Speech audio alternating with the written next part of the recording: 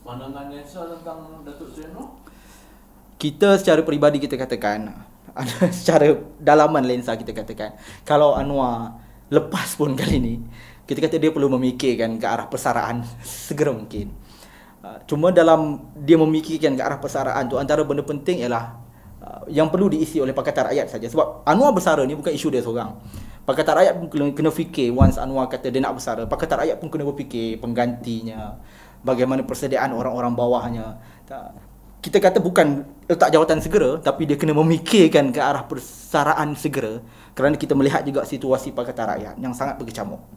Kalau kita kata Anwar Ibrahim kena letak jawatan sekarang, kita melihat ia mungkin membawa kepada masalah yang lebih besar. Tapi ia perlu segera selesaikan, dan dia kena memikirkan ke arah persaraan. Sebab selagi dia ada di situ, kita merasa tak akan ada orang yang pendek kata ada mastermind yang menyebabkan minda-minda kecil yang bawah ni mungkin tertakluk dan tak berani menerjah keluar potensi mereka. Itu kita kata Anwar perlu berani berundur bagi melihat potensi-potensi yang baru lahir. Memang kita kata susah, nanti memudaratkan kalau dia berundur, potensi belum nampak. Itu semua perkara-perkara yang kita rasa waktu dia naik dulu pun macam tu juga.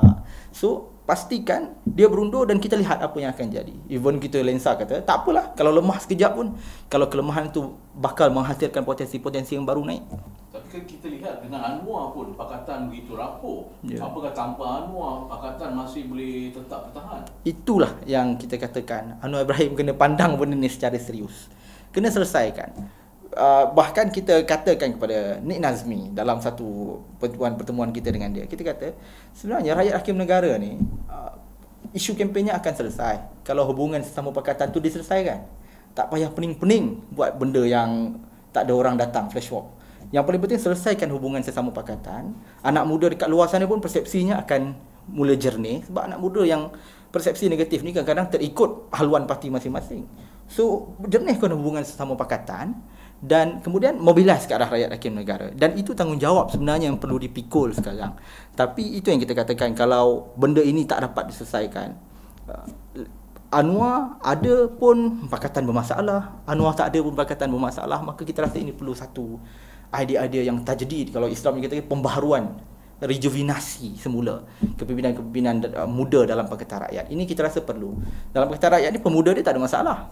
Pemuda dia tak ada masalah. AMK, pemuda PAS, even pemuda PAS dan juga DEPSI pun tak ada masalah. Cuma itu kita kata kalau diberi peluang pada mereka wajah baru ini untuk mengembeling kerjasama dalam pakatan, kita rasa boleh.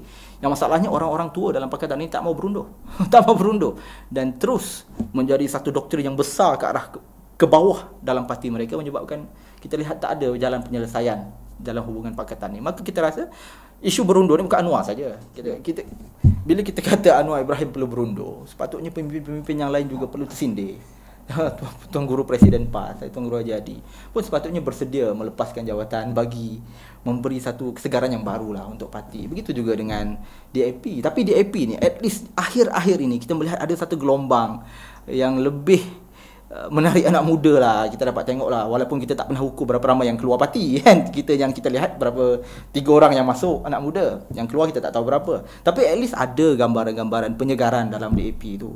Tapi dalam PAS dan PKR ni kita rasa dia perlu ada satu rejuvenasi lah. Bila kita sebut Anwar Ibrahim perlu berundur, maka sebenarnya pemimpin-pemimpin lain yang dalam parti-parti lain yang dah terlalu lama juga sepatutnya terasa hati dan bersedia untuk berundur.